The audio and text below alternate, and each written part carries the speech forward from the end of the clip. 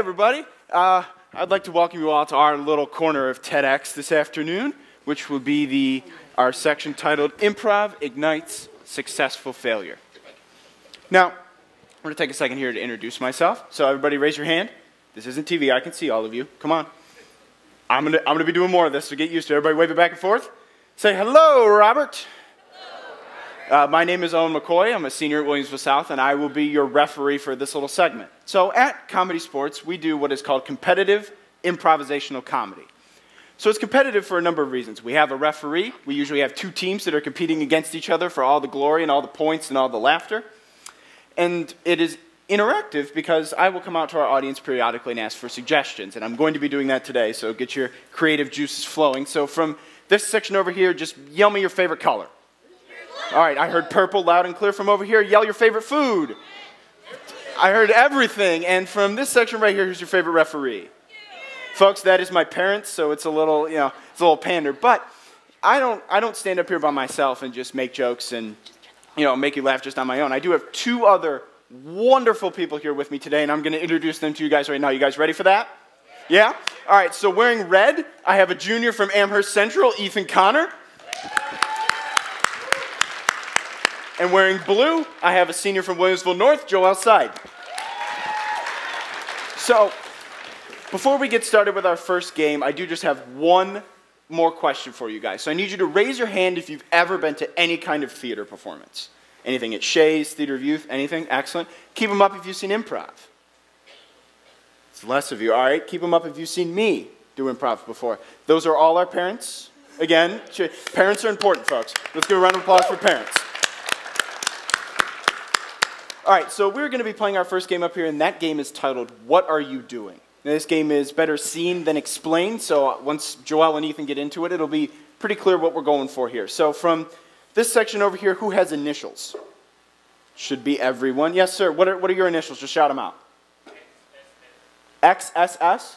All right, so we're going to take XS. Your initials are XS. Ethan will initiate. Players, are you ready? Yes. Begin. What are you doing? Xylophone stealing. I'm going to take your xylophone, and it's mine now. What are you doing? Examining sleep. What are you doing? X-raying snakes.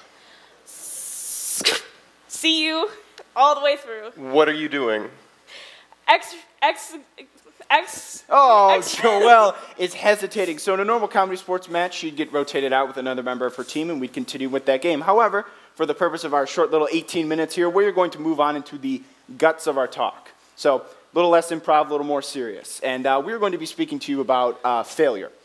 I'm sure a lot of you have a lot of experience with that. I'm confident I do.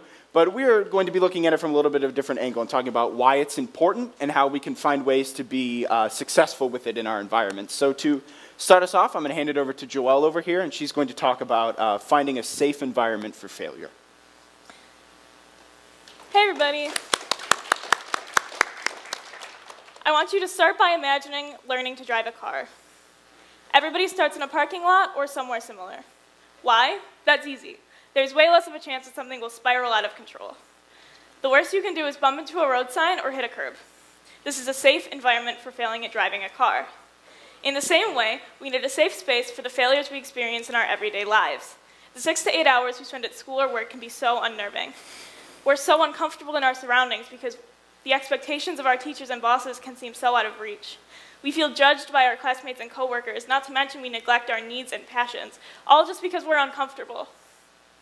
I have learned and lived that this is why we need a safe space to practice our lives on, so we can go into the traffic of high school, college, or work, knowing when to press on the gas or ease into the brakes. If you change the surroundings of anyone, you can change the way they handle failure. Let's take a look at what these surroundings look like. The first factor is a physical setting. A small space where people are close together will foster bonding and comfort. Avoid public places because the eyes of outsiders will lead to nervousness and hesitation. And you can't go anywhere if you don't press on that gas pedal. Essentially, dance like nobody's watching. The next factor is individuality. You need a place where you can be yourself, because when you're accepted for who you are, you know you'll be accepted when you fail. For example, NPR's Morning Edition covered a program about an improv workshop called Improv Without Borders. It was an improv workshop filled with refugees, and it was led by Sophia Lierenfield. Everyone was so different. They were made up of German and Middle Eastern descent, but they all had one thing in common: social anxiety. The amazing thing was that the participants left with a renewed sense of self-worth and self-confidence, all because they spent time in a place where they knew that they could be themselves.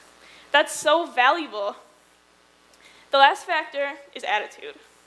The world is big, the world is scary, and the world is intimidating. You all know that. People will put their guards up because of this. People will put their guards down and break out of those shells if you can get people to be open-minded and excited about what they're doing. As I hand it over to Ethan, I want you to think about two things. Where can you go to experience failure, and what can you do to make your home or workplace more failure-safe?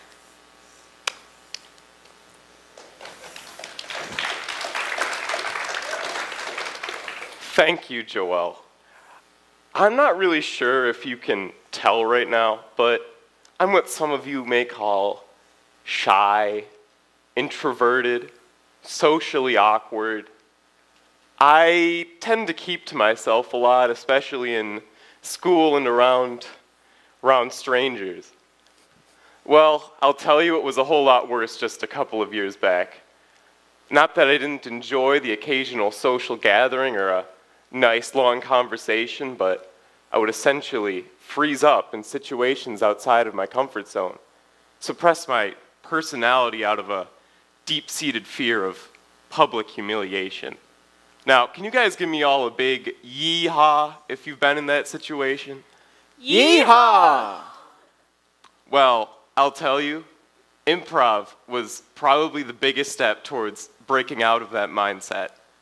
You know, it's not really easy to describe the feeling of being on stage, performing in front of an audience, playing improv games, but if I had to summarize the sensation in one word, that word would be liberation. Liberation from self-doubt, liberation from caution, liberation from hesitation.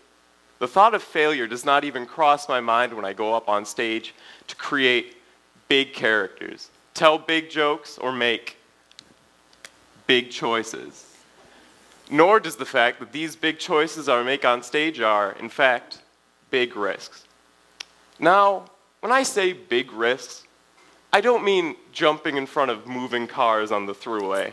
Like, yeah, it's a big risk, but you know, it's kind of obvious why you shouldn't do that. It's dangerous.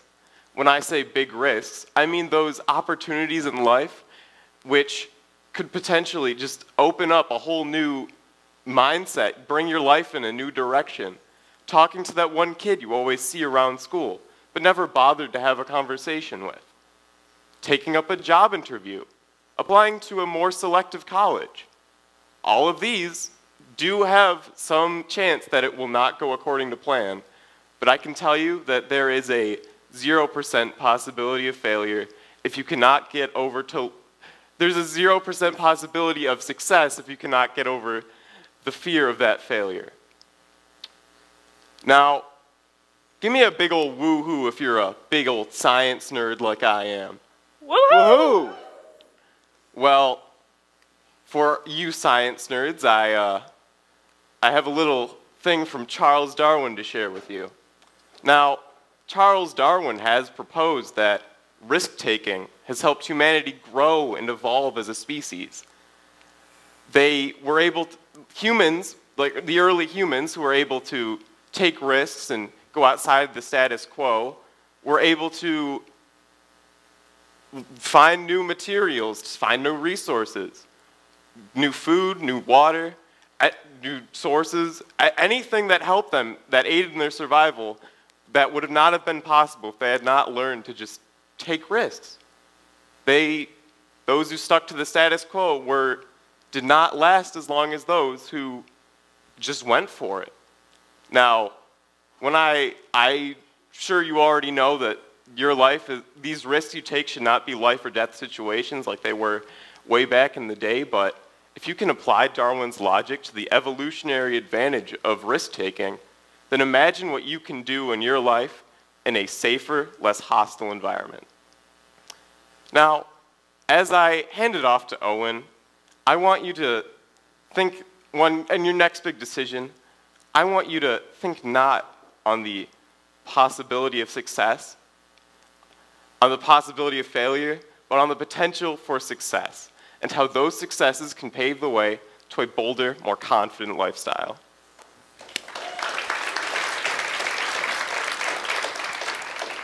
Thank you, Ethan. So, Joel talked about safe environment. So you've gone out into the world, a hypothetical, and you found your safe environment. You've begun to take risks in that environment and maybe translated those risks into the rest of your life. Anybody else feel a tingle? Is it just me? Come on, it can't be just me. There we are. I see a couple. All right, folks, I'd like to welcome everybody to confidence. If feelings persist, please continue what you're doing. This is the only tingle your doctor wants you to feel. Okay? So, research has shown that our confidence builds from our experience. I have firsthand experience with this. I moved to Buffalo from Cleveland, Ohio when I was in the 4th grade. In Cleveland, I was an outgoing kid, liked to think I had a lot of friends, was involved in my community, did a lot of extracurriculars, and felt like I was at home. Moving to Buffalo, I closed down. I became a little more introverted, had trouble making friends, and didn't really want to be involved in my community. That all changed when I started to have experiences in my new community. I started to, I moved into a middle school. I had relationships with friends, significant others, teachers. I got a job eventually, moved into high school, and it all compounded, and it made me back into the person I was before. And another big step in that path was improv. Improv puts you in front of an audience, just like this, with nothing but the clothes on your back and your own comedic genius. And it really forced me to think outside of the box and think outside of my comfort zone and be a more comfortable person in front of people. So, courage doesn't come easy. I think that's a given. It took a lot for me to even get up here for you today, even though I've been doing improv for almost 6 years. So, one of my favorite quotes about courage that I've ever heard is from Brené Brown. She's a very famous shame researcher and actually has done a number of TED Talks on the subject. And her quote is, "Courage starts with showing up and letting ourselves be seen." So let's take that quote and break it down a little bit with the context of a job interview. So the not confident person probably isn't even going to go to the interview. They're not even going to get in the car and even think about going because they don't feel, maybe they don't feel like they can dress well enough, or they feel like they don't have the credentials, or they just don't have the moxie to go out there and do it. The confident person is at least going to get in the car. Now, once we're in the car, we're going to start losing more people. The not confident people are going to sit there like Cameron Fry from Ferris Bueller and stare at the steering wheel and decide whether or not they really want to drive, despite the fact that Ferris is going to keep calling you. So, the confident person is going to drive. They're going to drive. They're going to get to their interview location. Perfect, we're there. Now, more people aren't going to go in. They're going to turn right around and go home. Confident person is going to walk in there, at least get to the interview. That is the most important part, at least getting there. Now, there are some things you need to keep in mind when you're at this interview. If you sit in the corner the whole time looking at the floor playing with your tie, no matter what your credentials are, no matter how many college degrees you have, you are not going to get that job. If you come in and present yourself with a firm handshake, eyes up, confidence, despite your credentials, you have a much better chance of getting that job. Now, it is important to express yourself in these situations, but it also is to keep in mind some of the societal pressures. Now, peer pressure is a big issue, and I don't mean to, I'm sure you all have heard about peer pressure, I don't mean to keep reiterating peer pressure, but it is important to keep some of the societal norms in mind, like murder is bad. That's a pretty good one that we all should keep in mind. But some of the things like how you dress, what your extracurriculars are, what you want to do for a living based on who you are, you shouldn't let those keep you from expressing yourself. You know what's best for you, and you know what you can do. So, I want to leave you with one final thought.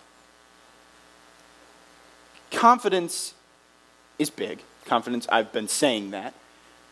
But I want you to go out and I want you to analyze some events in your life and think, how could I be more confident in this situation, despite maybe not thinking you don't have the knowledge? I'm sure some of you do, and I'm sure some of you can excel if you really push yourself with that confidence. All right. We have been talking for an inordinate amount of time, and quite frankly, I'm starting to not be able to stand still, so who wants to see some more improv? Yeah? All right, so we've got one final game for you guys that we're going to do, and this is a game called Advice Panel.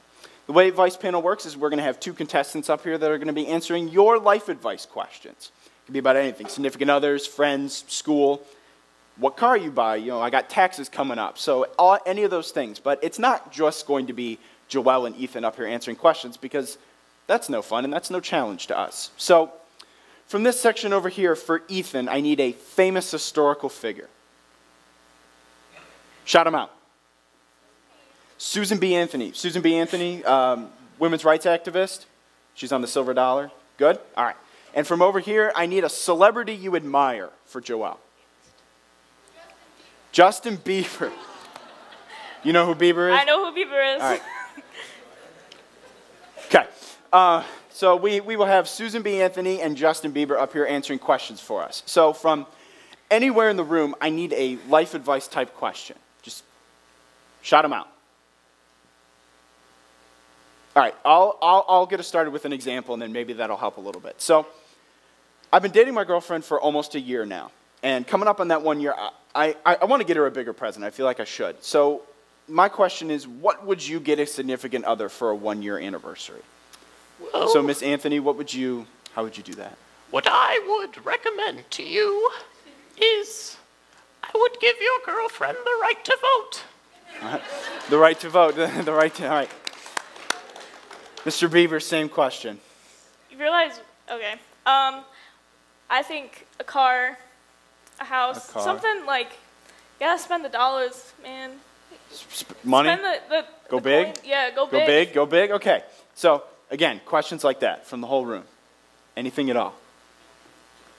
Yes, ma'am. I've been applying for a new job, Ooh. and I need to know what's that extra thing I can do to make sure I get it. Okay, so kind of on the topic we were talking about before, she is applying for a new job. Mr. Bieber, what's that next step to make sure you get that job?